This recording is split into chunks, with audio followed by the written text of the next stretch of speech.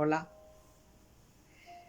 En esta semana, en la actualidad, México, tenemos que los diputados aprobaron las normativas secundarias que hacen avanzar en México el proyecto de reforma al Poder Judicial. Votación cómoda obtuvo el bloque encabezado por Morena, 300, por encima de 300 votos a 180 y tanto,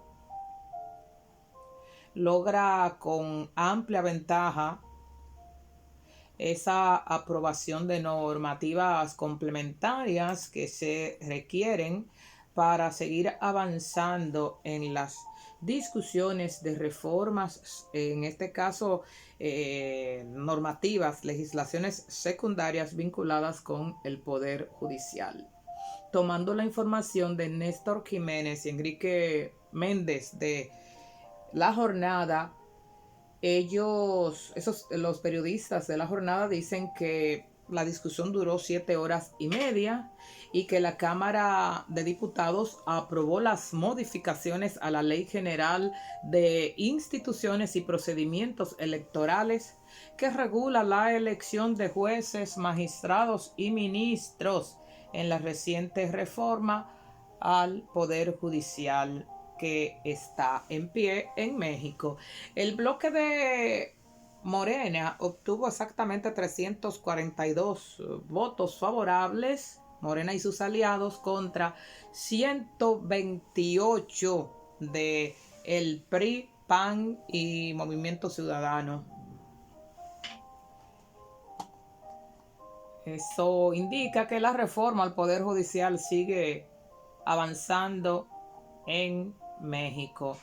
De todas maneras, sigue diciendo La Jornada y los periodistas citados anteriormente que los diputados ratificaron las leyes reglamentarias de reforma al Poder Judicial.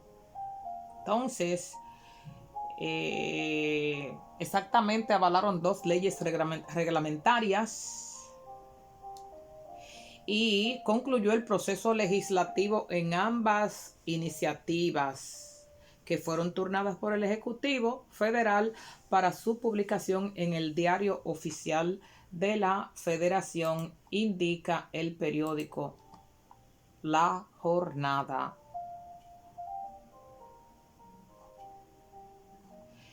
Dentro de México y las reformas y las propuestas que enarboló la presidenta Claudia Sheinbaum, los repartidores de mercancías que trabajan desde plataformas se han aproximado, están interesados en la propuesta, en conocer la propuesta que en torno al trabajo de los repartidores por plataformas ha anunciado la presidenta de México. Entonces, el diario La Jornada dice que desde noviembre del 2018 hasta la fecha han fallecido 700 repartidores de comida relacionada con accidentes de tránsito. Esta reflexión, este análisis lo encabeza César Arellano en La Jornada. Dice que en la actualidad en México hay un total de 2.5 millones de repartidores. 2.5 millones de repartidores que colaboran en plataformas, la mayoría de los cuales trabajan más de 10 horas sin prestaciones laborales adecuadas. Un grupo de trabajadores, de repartidores por plataformas que trabajan a través de plataformas, hicieron rondas en la ciudad para que las autoridades les presenten esa iniciativa de regular el trabajo por plataforma. Ellos, los repartidores de mercancías y alimentos, entregaron documentos a la Secretaría de Trabajo, donde le realizaron diversas peticiones, donde demandan seguridad social sin la necesidad de volverse empleados tradicionales. Están exigiendo flexibilidades. No quieren ser trabajadores tradicionales, sino que demandan reivindicaciones. La plataforma se queda entre un 30 y un 40% de lo que involucra el negocio. Y los repartidores, además de quedarse, colocar todos sus instrumentos, como ocurre en todo el mundo, no solo en México, también carecen de beneficios mínimos de la seguridad social. De todas maneras, otro articulista en la jornada, Arturo Cano, dice que ellos prefieren la libertad de horarios que derechos laborales, que los trabajadores de plataformas prefieren libertad de horarios que derechos laborales. Esta situación de México es interesante. ¿Por qué? Porque en todos nuestros países tenemos repartidores de alimentos y mercancías que trabajan para plataformas, y las condiciones de trabajo no solo 10 horas, tienen la libertad de trabajar 24 horas. Entonces, un ser humano necesita tiempo para descansar, necesita tiempo para renovar las energías. Actualmente en todo el mundo, dice Arturo Cano, se debate sobre la regulación de las plataformas digitales, lo que incluye el tema de las condiciones laborales de los trabajadores que operan a partir de estas empresas tecnológicas, que ellas insisten en nombrar a esos trabajadores en socios y no empleados. Hay un rejuego, cierto, hay un rejuego de palabras involucrados en el asunto, pero la realidad es que esa tercerización, esa uberización trasiega fondos, trasiega divisas de los países. El empleado de plataforma trabaja en condiciones difíciles. Al final de cuentas, todo lo que necesitará lo tiene que cubrir el gobierno de cada país. Esa es la verdad, porque la plataforma no le cubre nada. Bueno, pues su socio, y no le cubre la seguridad social mínima. Eso tiene que entrar en discusión. Dice Cano en la jornada que las empresas de plataforma han contratado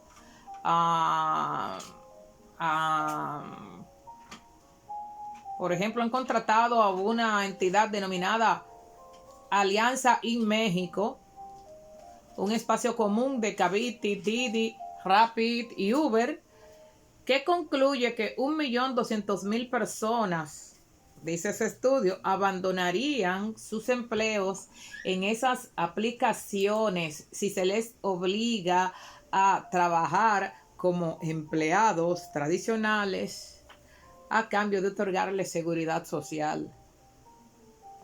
Esa investigación tiene que reconfirmarla cada gobierno en su propio país, porque al final de cuentas, repito, la seguridad social, las atenciones médicas, las atenciones que requieren esos empleados de plataforma, se las tiene como quiera que proporcionar el gobierno de cada país. Entonces,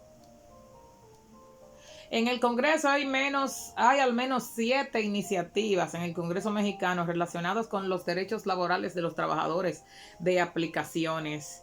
De ahí que las empresas de esas industrias están trabajando, no solo investigaciones, todo el lobby correspondiente, y no solo en México, a escala continental, para participar en el debate. Y es evidente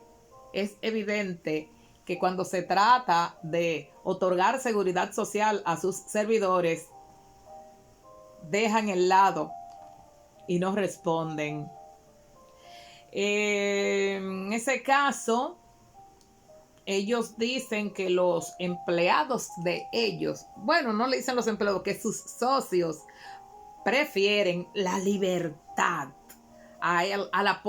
prefieren la libertad de trabajo, la libertad de los horarios, prefieren esa libertad, que le dejen libre el ganar ingresos extras y no que se le incluya como trabajadores formales. Eso hay que discutirlo. Eso hay que discutirlo. Eso de que son socios, eso hay que discutirlo, porque es que las ganancias son exuberantes para las plataformas. Y el gobierno en cada país tiene que cargar con la seguridad social de ese trabajador y sus familiares. Eso es evidente. Desde el gobierno y los sindicatos se ha planteado la necesidad de avanzar en la formalización de los trabajos que realizan estos obreros a través de las plataformas. Y cuando se les pregunta, dice el informe, el análisis, cuando se les pregunta a los representantes de estas aplicaciones sobre la seguridad social de quienes laboran para ellas, ellos insisten simplemente en la flexibilidad laboral propia de esa modalidad de empleo y la necesidad de conservarla. Bueno, evidente que hay dos posturas, ¿verdad? Urgente a considerar. ¿Qué trato se le va a dar a escala continental al servidor de plataformas, a los trabajadores, porque no son socios, a los trabajadores de plataformas? ¿Cuál es el trato que se le va a dar? ¿Por qué? Porque la gestión que realizan tiene que proporcionarle la seguridad social correspondiente, eso no tiene discusión. Sería como volver a la esclavitud, como hacer retornos reiterados a los ambientes de esclavitud, el que esos trabajadores, para recibir la denominación de sus plataformas de socios, que no tengan seguridad social. Y evidente que, de hecho, los gobiernos les están proporcionando la seguridad social, pero si trabajan para una corporación, esa corporación hay que ajustarle las leyes en el caso de lo que es la seguridad social. En todos nuestros países está esa discusión. Trabajadores de aplicaciones digitales que no reciben seguridad social ni tratamiento de ciudadanos, solo tratamiento de esclavos. Y esas aplicaciones hacen lo que les viene en gana. Pero el gobierno de cada país tiene que cargar con todas las consecuencias que se desencadenan en un ser humano que no duerme, un ser humano que trabaja horas excesivas. Eso hay que revisarlo y eso hay que mantenerlo permanentemente en la discusión. Indiscutiblemente.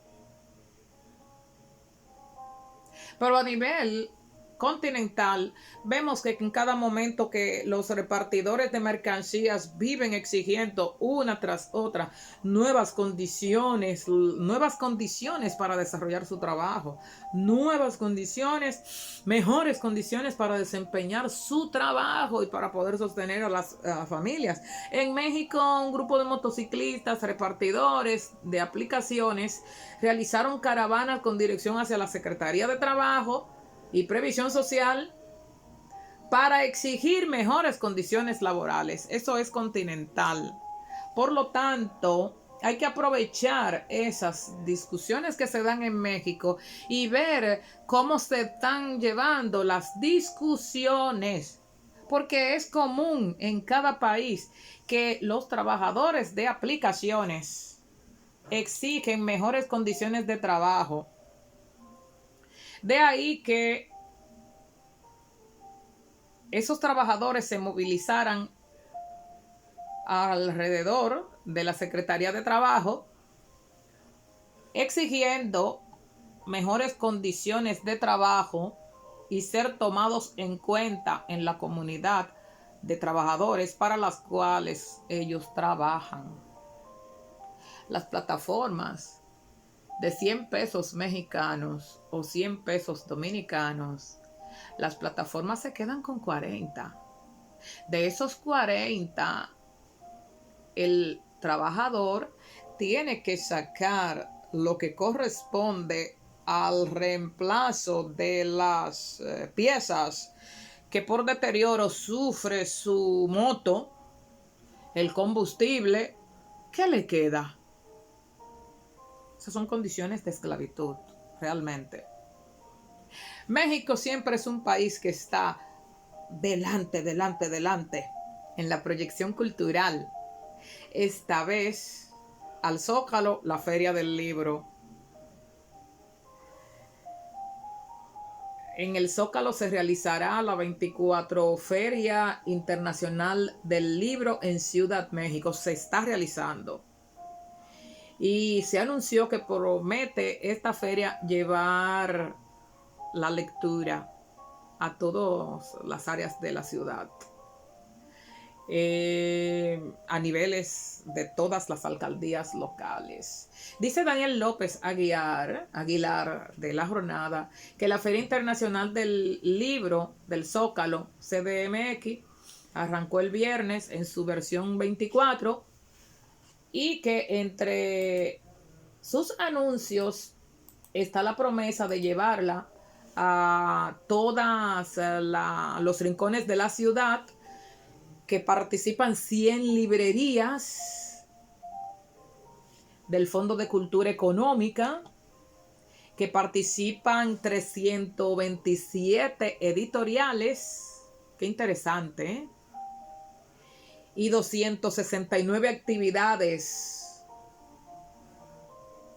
para enriquecer lo que es la lectura y adquirir la experiencia necesaria a partir de diversas actividades como presentaciones de libros, charlas, encuentros, música en vivo,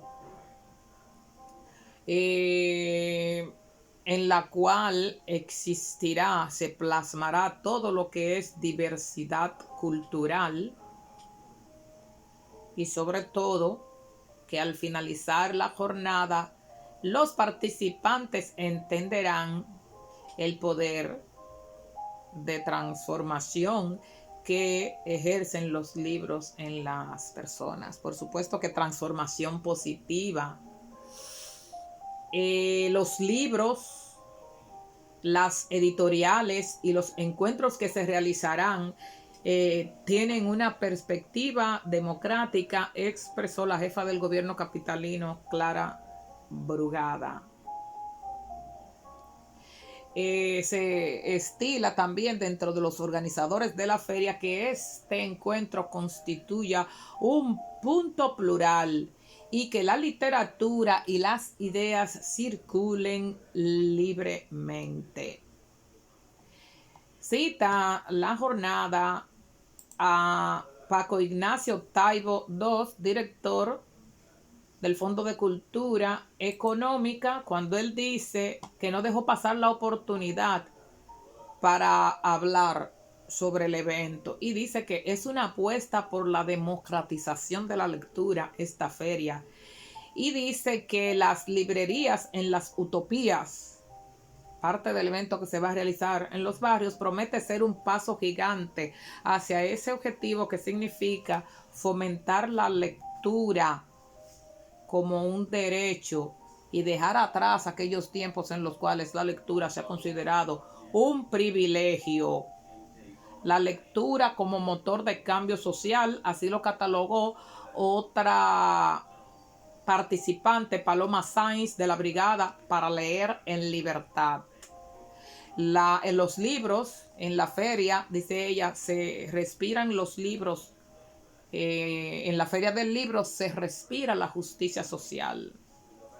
En el encuentro también de la Feria del Libro de la CDMX También realizarán encuentros artísticos y otros en el ámbito cultural que promete llenar de fiesta cultural toda la Ciudad de México, como siempre ha sido.